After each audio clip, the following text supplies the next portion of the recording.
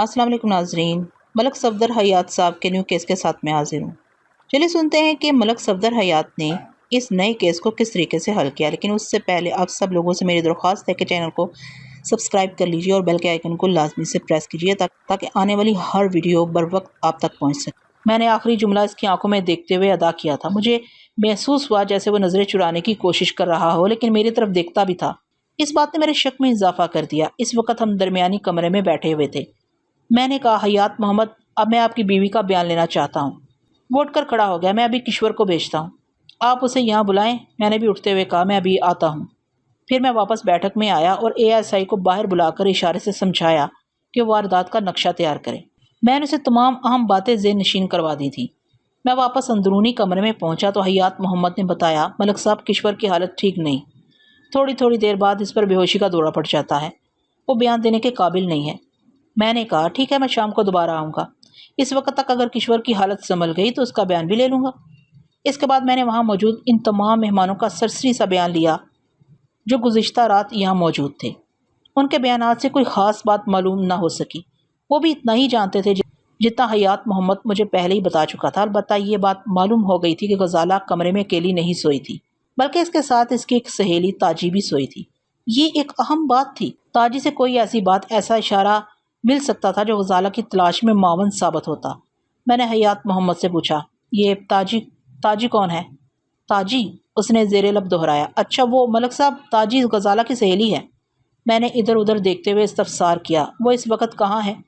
ٹھہرے، میں اسے ڈھونڈواتا ہوں، حیات محمد نے جواب دیا اور کمرے سے نکل گیا۔ تھوڑی دیر میں واپس آنے کے بعد اس نے بتایا، تاجی اس وقت گھر میں نہیں ہے، اپنے گھر چلی گئی ہوگی۔ ایک لمحے کے توقف کے بعد اس نے پوچھا، ملک صاحب، تاجی سے آپ کو کیا کام ہے؟ میں نے کہا، مجھے معلوم ہوا ہے کہ رات تاجی بھی غزالہ کے کمرے میں سوئی تھی۔ اچھا، اس نے حیرت کا اظہار کیا، یہ بات مجھے معلوم نہیں تھی۔ کیا وہ اسی گاؤں کی رہنے والی ہے؟ میں نے پوچھا۔ ہاں جی، ادھر دوسری گلی میں رہتی ہے، حیات محمد نے بتایا۔ آپ کہیں تو میں ابھی بلواتا ہوں۔ نہیں، اس کی ضرورت نہیں ہے، اس فوری خیال کے تحت میں نے کہا، اس کا بیان بعد میں لیا جا سکتا ہے۔ پھر میں واپس بیٹھک میں آ گیا جہاں چودھری قادر زماں اور اس کا بیٹا حیدر علی بے تابی سے میرا انتظار کر رہے تھے۔ مجھے دیکھتے ہی قادر زماں نے پوچھا، تھانے دار صاحب، ڈاکوؤں کا کوئی سراغ ملا؟ فی الحال تو کوئی سراغ ہاتھ نہیں آیا، میں نے ایک صوفے پر بیٹھتے ہوئے کہا، لیکن میں کوشش کر رہا ہوں۔ آپ کب تک کوشش کرتے رہیں گے جناب؟ حیدر علی میری بات کاٹتے ہوئے بولا۔ غزالہ پر جانے اس وقت کیا بیت رہی ہوگی؟ مجھے حیدر علی کی مداخلت بری لگی تھی، لیکن میں نے اس کو نظر انداز کرتے ہوئے چودھری قادر زماں کی طرف دیکھتے ہوئے کہا، چودھری صاحب، آپ تو ماشاءاللہ سیانے آدمی ہیں۔ جب تک اس واردات کا کوئی محرک واضح نہ ہوگا، یا یوں کہہ لیں کہ جب تک ہم غزالہ کے اغوا کے محرک کا تعین نہیں کر لیں گے، اس وقت تک نامعلوم ڈاکوؤں تک پہنچنا ممکن نہیں ہوگا۔ آپ کا کیا خیال ہے؟ میں آپ کے خیال سے اتفاق کرتا ہوں ملک صاحب، بڑے چودھری نے مدبرانہ انداز میں کہا، لیکن محرک کا تعین بھی تو آپ ہی کریں گے نا؟ بجا فرمایا آپ نے۔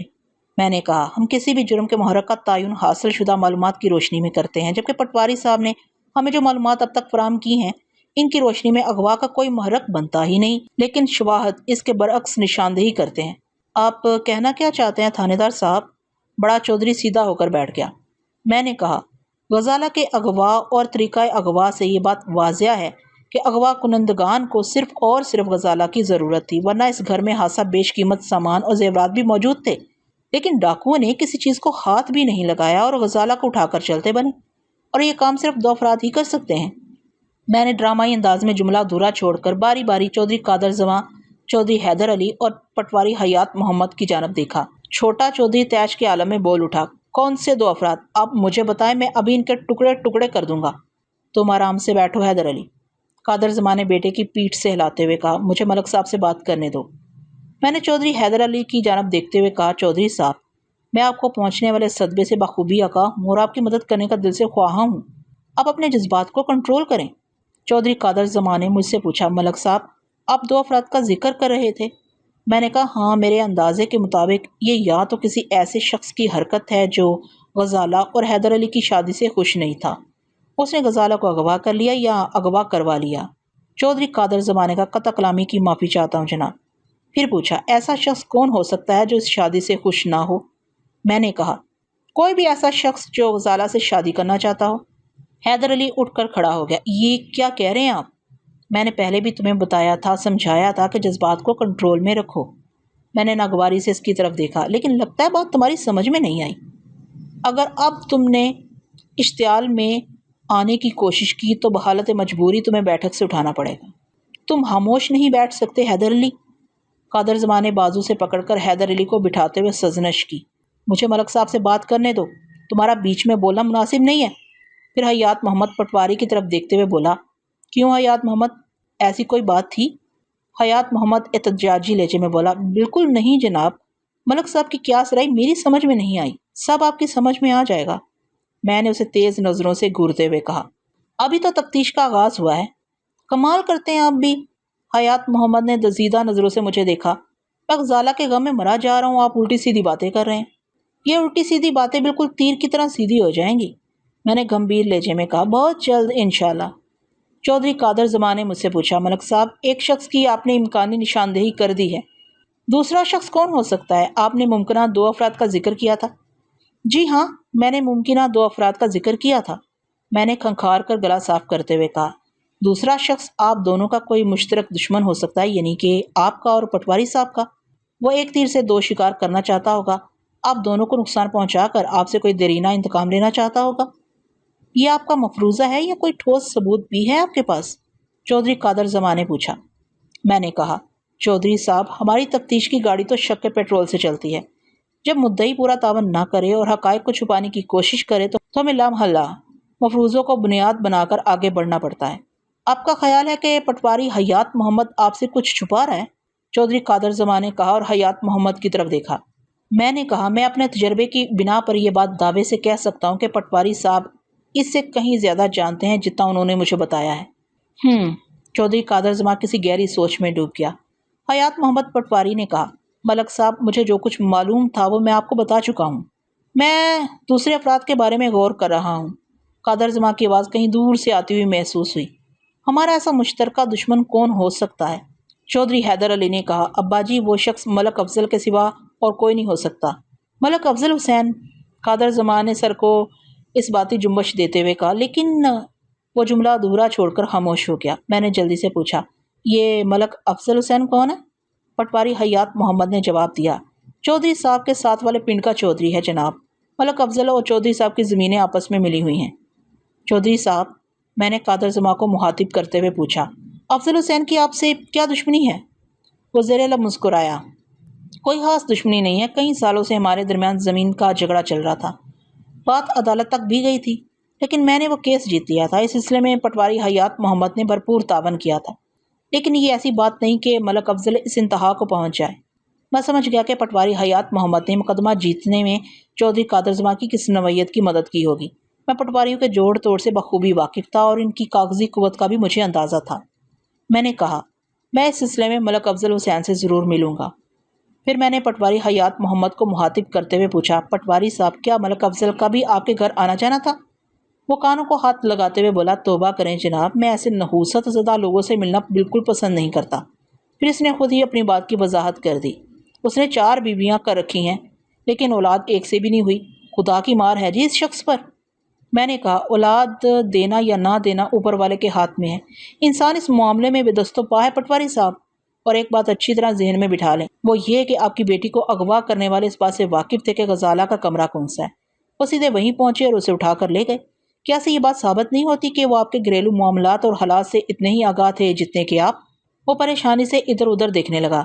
اس اثنا میں ASI ریاض باجوہ بیٹھک میں داخل ہوا، اس کے چہرے پر دبا دبا جوش پایا جاتا تھا۔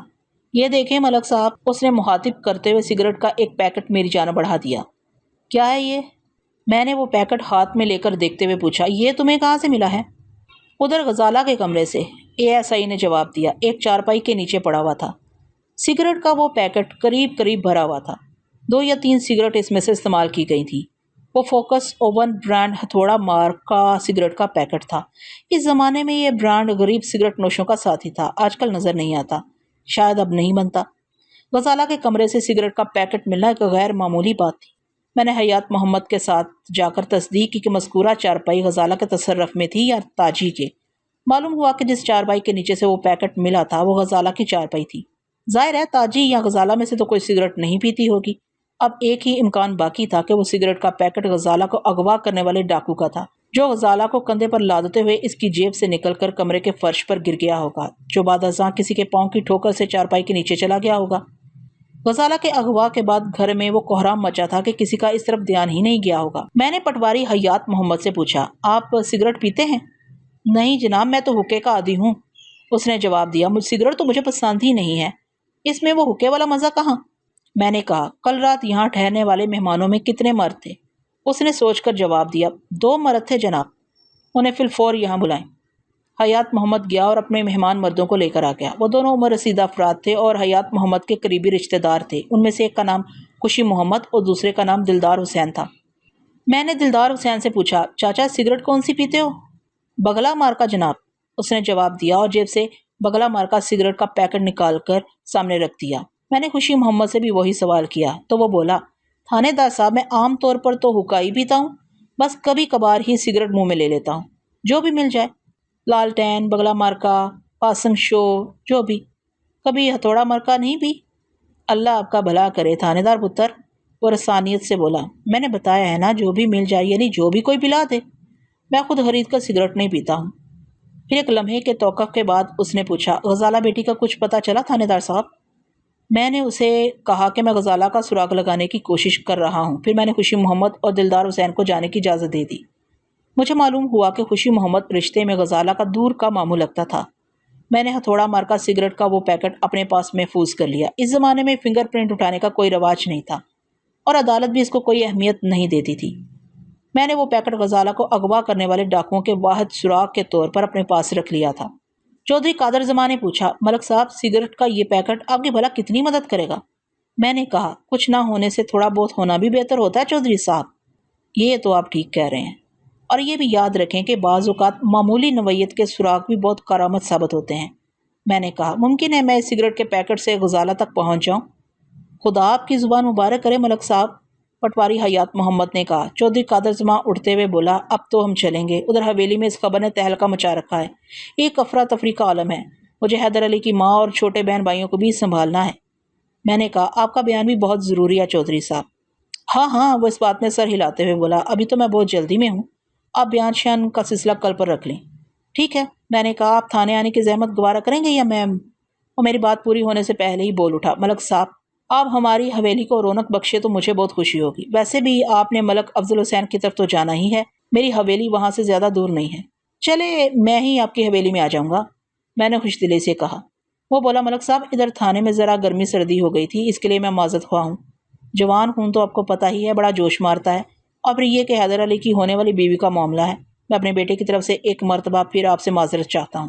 ایسا ہو جاتا ہے، کوئی بات نہیں، میں نے مسکراتے ہوئے کہا۔ پھر حیدر علی کی طرف دیکھتے ہوئے اضافہ کیا، جوان اس وقت تمہیں جوش کی بجائے ہوش سے کام لینا چاہیے، میں تمہاری نازک پوزیشن کو سمجھتا ہوں، لیکن یہ معاملہ سوچ بچار اور سوجھ بوجھ سے ہی سلجھے گا برخوردار، جذباتی اچھل کود اس معاملے کو سلجھانے کی بجائے مزید الجھا دے گی۔ میری بات اس کی سمجھ میں آ گئی، ہجالت امیز لہجے میں بولا، آپ ٹھیک کہتے ہیں ملک صاحب۔ چودھری قادر زمان نے کہا، غزالہ کی تلاش میں کوئی کسر نہ اٹھا رکھے ملک صاحب، آپ کو جس قسم کی بھی مدد درکار ہو میں حاضر ہوں۔ پھر وہ پٹواری حیات محمد کو تسلی دلاسے دے کر اپنے تانگے میں واپس چلا گیا۔ وہ اس کے سوا اور کر بھی کیا سکتے تھے؟ ان کی حویلی میں بھی اس وقت ایک قیامت برپا ہوگی، وہ حویلی جس کے در و دیوار میں اس خاندان کی پہلی دلہن آنے والی تھی، مگر اب نہیں آ سکتی تھی، کم سے کم آج کی تاریخ میں ایسا ہوتا نظر نہیں آ رہا تھا۔ چودھری کے جانے کے بعد میں نے حیات محمد پٹواری سے کہا، آپ اندر جا کر دیکھیں، اگر آپ کی بیوی کی حالت ذرا سنبھل گئی ہو تو میں اس کا بیان لینا چاہتا ہوں۔ وہ اندر گیا اور تھوڑی دیر کے بعد آ کر بتایا کہ کشور ابھی بیان دینے کے قابل نہیں ہے۔ میں نے کہا، آپ نے تاجی نامی غزالہ کی سہیلی کا گھر کس طرح بتایا تھا؟ ادھر دوسری گلی میں، وہ مجھے پتہ سمجھانے لگا۔ میں اٹھ کر کھڑا ہو گیا، ٹھیک ہے میں اسے دیکھ لیتا ہوں۔ حیات محمد نے کہا، ملک صاحب آپ نے یہ کیا شوشہ چھوڑ دیا ہے؟ کون سا شوشہ بھائی؟ وہی جی، غزالہ کے کسی عاشق والا۔ حیات محمد نے کہا، اب چودھری صاحب جانے دل میں کیا کیا سوچ رہے ہوں گے۔ میں نے کہا، میں نے کوئی شوشہ نہیں چھوڑا، بلکہ ایک امکان کی جانب اشارہ کیا تھا، کیونکہ بظاہر اغوا کی کوئی وجہ نظر ہی نہیں آتی، پر چودھری صاحب کے دل میں تو میل آ جائے گا نا۔ وہ مسکین سی صورت بنا کر بولا، اب اگر غزالہ مل بھی گئی تو پتہ نہیں چودھری صاحب اسے اپنی بہو بنانے پر تیار ہوتے بھی ہیں یا نہیں۔ بے وقوفی کی باتیں نہ کریں پٹواری صاحب، میں نے ذرا سخت لہجے میں کہا۔ چودھری صاحب خاصے سمجھدار آدمی ہیں، زندگی کی اس اونچ نیچ سے اچھی طرح واقف ہیں۔ البتہ میں نے دنستہ جملہ ادھورا چھوڑ دیا تو وہ جلدی سے بولا، البتہ کیا؟ البتہ، میں نے اس کی آنکھوں میں گھورتے ہوئے سنسنی خیز لہجے میں کہا، اگر آپ نے واقعی چودھری صاحب کو کسی بات سے بے خبر رکھا ہوا ہے تو پھر آپ کے لیے خاصی مشکلات پیدا ہو سکتی ہیں۔ میں آپ کا مطلب نہیں سمجھا جناب۔ مطلب بہت واضح ہے حیات محمد، اگر واقعی کوئی شخص غزالہ کا طلبگار تھا تو غزالہ کے اغوا میں اس کا ہاتھ ہونے کے امکانات زیادہ روشن ہیں، اور یقینی طور پر آپ نے یہ بات چودھری قادر زماں کو نہیں بتائی ہوگی، جیسا کہ مجھ سے بھی چھپانے کی کوشش کر رہے ہیں۔ وہ بے چینی گاؤں سے ادھر ادھر دیکھنے لگا۔ میں نے نرم لہجے میں کہا، اگر آپ نے چودھری صاحب سے کوئی اہم بات چھپائی ہے تو اسے کوئی خاص فرق نہیں پڑتا، زیادہ سے زیادہ وہ اس رشتے سے انکار کر دیں گے، لیکن قانون کی نظر سے آپ نے اگر کوئی بات پوشیدہ رکھنے کی کوشش کی تو آپ الٹے مصیبت میں پھنس جائیں گے۔ اس طرح میں آپ کی بیٹی کو بازیاب کر سکوں گا اور نہ ہی ڈاکوؤں کا کوئی سراغ ملے گا۔ ہاں، یہ ہو سکتا ہے کہ یہ ساری عزت و مرتبت دھری کی دھری رہ جائے گی۔ میں ذرا بھی لحاظ نہیں کروں گا، بلکہ بہت بری طرح پیش آؤں گا۔ مدعی کا قانون سے عدم تعاون بھی جرم کے زمرے میں آتا ہے، کیا سمجھے آپ؟ وہ سراسیمہ نظروں سے مجھے دیکھنے لگا، پھر لکنت امیز لہجے میں بولا، ملک صاحب ایسی کوئی بات ہے ہی نہیں، میں آپ کو بتاؤں کیا؟ سچ اور جھوٹ کا پتہ بہت جلد چل جائے گا حیات محمد، میں نے سخت لہجے میں کہا۔ آپ اپنی بیوی کو ہوش میں لانے کی کوشش کریں، میں رات کو پھر آؤں گا، اس کا بیان بہت ضروری ہے۔ پھر ہم حیات محمد پٹواری کے گھر سے نکل آئے۔ میں نے دونوں سپاہیوں کو واپس تھانے بھیج دیا اور ASI ریاض باجوہ کے ساتھ تاجی کے گھر کی جانب روانہ ہو گیا، جو وہاں سے زیادہ دور نہیں تھا۔ ASI کی دستک کے جواب میں دروازہ ایک عمر رسیدہ عورت نے کھولا۔ اس کی عمر 70 سے تجاوز کر چکی تھی، کمر میں خم آ چکا تھا اور وہ نظر کا چشمہ لگائے ہوئے تھی۔ ہماری وردیوں پر نظر پڑتے ہی وہ تھوڑا گھبرا گئی، پھر خوفزدہ انداز میں پوچھا، کی گل ہے پتر؟ میں نے کہا، ماسی، تاجی کا گھر یہی ہے؟ آہو جی، اس نے اس بات میں جواب دیا، پر آپ کو تاجی سے کیا کام پڑ گیا ہے؟ کام بھی بتا دیں گے اماں، ASI نے کہا، ذرا اس کو بلاؤ۔ تاجی تو اس وقت گھر میں نہیں ہے، بوڑھی عورت نے بتایا۔ کہاں گئی ہے وہ؟ میں نے پوچھا۔ وہ اپنے نانکے گئی ہوئی ہے، اس نے بتایا۔ پھر پوچھا، آپ نے بتایا نہیں کہ اس سے کیا کام ہے آپ کو؟ میں نے کہا، کام بہت ضروری ہے ماسی، تمہیں تو پتہ ہی ہوگا کہ پٹواری حیات محمد کی بیٹی کو ڈاکو اٹھا کر لے گئے ہیں۔ ہاں جی، وہ بڑی سوہنی کڑی ہے، اوپر سے فیشنی بھی ہے۔ کڑی پڑھ لکھ جائے اور رب نے رنگ روپ بھی دے رکھا ہو تو ہر کوئی عاشق ہونے کو تیار رہتا ہے، ڈاکو تو پھر ڈاکو ہوتے ہیں جی۔ وہ بے دھیانی میں خاصی معلومات افزا باتیں بتا گئی تھی۔ میں نے پوچھا، ماسی، کیا کوئی عشق وغیرہ کا چکر بھی تھا؟ وہ اچانک محتاط ہو گئی۔ مینو کی پتہ جی، میں نے ذرا سخت لہجے میں کہا۔ ماسی، میں غزالہ کے اغوا کے سلسلے میں تفتیش کر رہا ہوں، اگر تمہیں کوئی معمولی سی بات بھی معلوم ہے تو مجھے بتا دو۔ اگر بعد میں پتہ چلا کہ تم نے دنستہ کو چھپانے کی کوشش کی ہے تو میں لے جا کر تھانے میں بند کر دوں گا۔ اے لو جی، کر لو گل، وہ ہاتھ نچاتے ہوئے بولی۔ اب اس بڈھے بارے مجھے تھانے میں بند کرو گے؟ کوئی شرم حیا بھی ہے تمہیں؟ میں نے کہا، اگر تم نے قانون کی راہ میں روک بننے کی کوشش کی تو مجھے بحالت مجبوری یہ سب کچھ کرنا پڑے گا۔ میں نے کیا روکی ہے رات تمہارے قانون کی؟ تم نے ابھی بتایا کہ غزالہ اتنی خوبصورت تھی کہ ہر کوئی اس پر عاشق ہونے کو تیار رہتا تھا، اب کہہ رہی ہو تمہیں کسی عاشقی معشوقی کا پتہ نہیں؟ وہ قدرے نرم پڑتے ہوئے بولی، وہ تو میں نے ایسے ہی کہہ دیا جی، دراصل وہ چودھری حیدر۔ وہ کچھ بتاتے بتاتے رک گئی۔ میں نے پوچھا، ہاں کہو، چودھری حیدر کو کیا ہوا ہے؟ کچھ نہیں جی، وہ جلدی سے بولی، میں یہ کہہ رہی تھی کہ چودھری حیدر علی غزالہ پر عاشق ہو گیا تھا۔ کسی شادی کی تقریب میں اس نے غزالہ کو دیکھ کر پسند کر لیا تھا، بن ٹھن کر تو وہ بالکل پری لگتی ہے جی غزالہ۔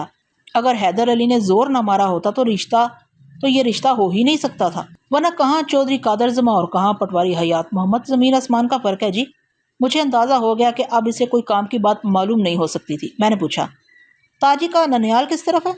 وہ دوسرے پنڈ میں ہے جی، اس نے بتایا، اس کا ماما آیا ہوا تھا، وہ صبح ہی اسے ساتھ لے کر گیا ہے۔ تاجی ڈاکوؤں والے واقعے سے ہاسی سہم گئی تھی۔ میں نے بھی سوچا ہوا پانی بدلے گا تو اس کی طبیعت سنبھل جائے گی۔ پھر اس نے بتایا کہ وہ تاجی کی دادی تھی۔ تاجی کے والدین کا انتقال ہو چکا تھا۔ تاجی کو اس کی دادی نے بچپن سے پالا پوسا تھا، اس لیے وہ اسی کے پاس زیادہ تر رہتی تھی، کبھی کبھار اپنے ننیال بھی چلی جاتی تھی۔ اس کی دادی کا نام ماسی جیواں تھا۔ میں نے ماسی جیواں سے تاجی کے ننیال کا پتہ دریافت کیا۔ اس نے مجھے پوری تفصیل سے سمجھانے کے بعد پوچھا، آپ تاجی سے کس قسم کی پوچھ پرتیت کرنا چاہتے ہیں؟ میں نے بتایا، ماسی، جس وقت ڈاکو غزالہ کو اٹھا کر لے جا رہے تھے اس وقت تمہاری پوتی تاجی غزالہ کے کمرے میں موجود تھی، وہ رات کو غزالہ کے پاس ہی سوئی تھی۔ ممکن ہے وہ ڈاکوؤں کے خلیے کے بارے میں کچھ جانتی ہو۔ میں نے اس کو کئی بار سمجھایا تھا کہ غزالہ کا کھیڑا چھوڑ دے، لیکن اس کی سمجھ میں میری بات ہی نہیں آئی۔ اب میرے ہاتھوں میں اتنی جان بھی نہیں رہی کہ اسے مار کوٹ کر باز رکھوں۔ کئی دن سے پٹواری کے گھر میں گھسی ہوئی تھی، جب سے غزالہ مایوں بیٹھی ہے میں نے بس صبح و شام تاجی کی شکل دیکھی اور وہ جانے کتنی لمبی تقریر کرنے کا ارادہ رکھتی تھی۔ میں نے ہاتھ کے اشارے سے اسے روک دیا اور کہا،